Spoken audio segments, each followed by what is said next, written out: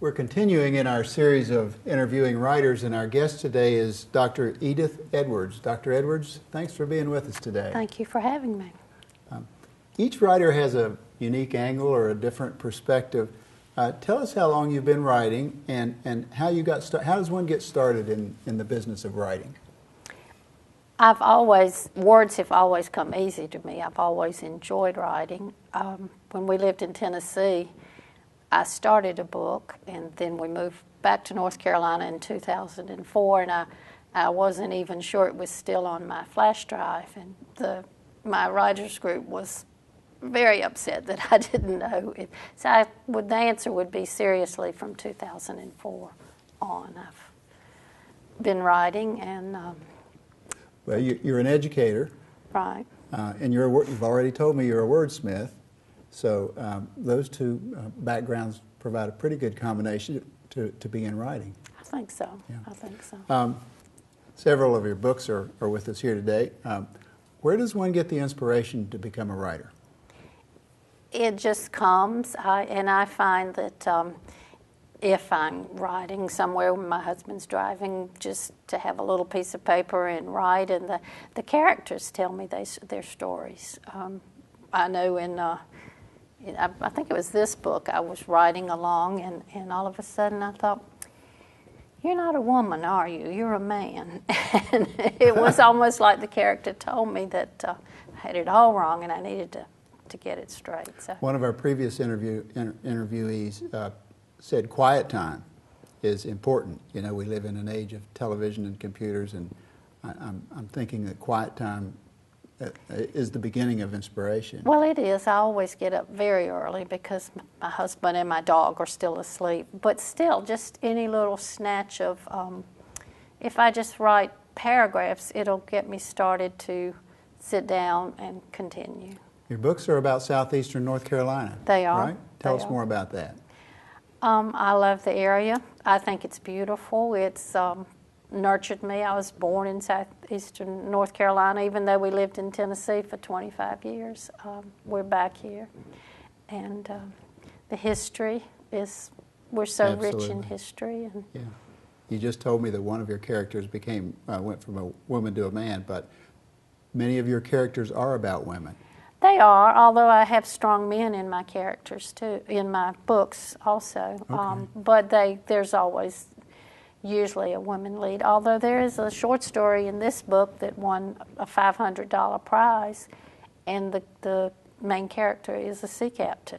Wow. So, your latest book is Spy of Brunswick Town. Tell us about your book. Well, this is Mariah Long is my main character, and she was a spy for the Confederacy. It's fiction, but there's a lot of research because I wanted to get the battles and the generals right. And she pretty much realizes it's set in 1864, 1865, that the war's over, but she continues to spy and do what she can to, and not really accept the fact that the war's lost. She thinks she can continue to make an effort, but it goes on till the end of the war. Now, before we went on the air, you told me that you're a student of the Civil War and have a real interest in Civil War here in Brunswick County. I do, and the sequel to this book is going to be about Reconstruction, because that was such a hard time for everyone and made such an impact on people's lives. Okay, let's get down to some details. How does one work with dialogue or dialect? When I first started my ghost book, there's a lot of dialect in there, and someone really criticized me for doing that because there's some local dialect in it. And then someone else said, no, you do it well. And it dawned on me that by profession, I'm a speech therapist, and if I don't know dialect, then so I use dialect. I think it can certainly be overdone, and I think if you don't hear it in your head, then you should not even try to do it. But I use dialect. I use dialogue. I think dialogue carries a story. What advice would a writer such as yourself have for, well, let's say I'm an aspiring writer. What advice would you have for me? Just to write. I have a good friend that has no interest in being published, but has written her family story and given it to her children. And but if you're interested in writing, then you should do it. Find a good writers group. My writers group has certainly supported me. And I want to talk about your group in a minute, but if you don't aspire to be published, writing is therapeutic. Absolutely, absolutely. Yeah. Well, do tell us about your writers group. Well, we have maybe about 10 regulars and then 15 sometimes, and we meet every other week at Holden Beach. We go around and take 2 or 3 minutes at the beginning and tell what we've been doing. I mean, when we meet on the 21st, I'll certainly tell them about this interview. Good, good. And then we say, yes, I have something to read, or no, I don't.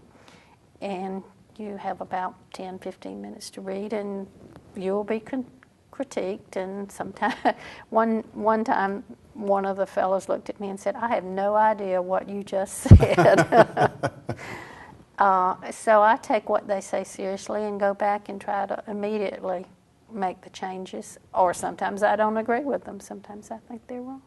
I've been in several groups, but to me this works the best. Does the term writer's block ever pop up in your meetings? Occasionally, but we're so verbose, we just write and talk and what have you. Yeah. We've already said this, it's a unique combination of being a speech therapist, an educator, and now a writer. Did you teach writing in the public schools? My first job was at Leland Middle School, and I was the language arts teacher. And then, in addition to working with speech, you also work quite a bit with language. So I did a lot with language. When I was the language arts teacher, I did teach writing and then would correct what the children did. But as a speech therapist, I guess we more worked on oral language. What can we do in the public schools to promote writing more than we are already? Well, we're very hampered, as everyone says, by the testing and the scores. I think the internet and what's available to the internet is just opening so many avenues for writing and shows the necessity for being able to write and all of the arts, to follow all of the arts. So give opportunities to write. You know. You mentioned that there's a sequel to this book. Tell us about that very briefly.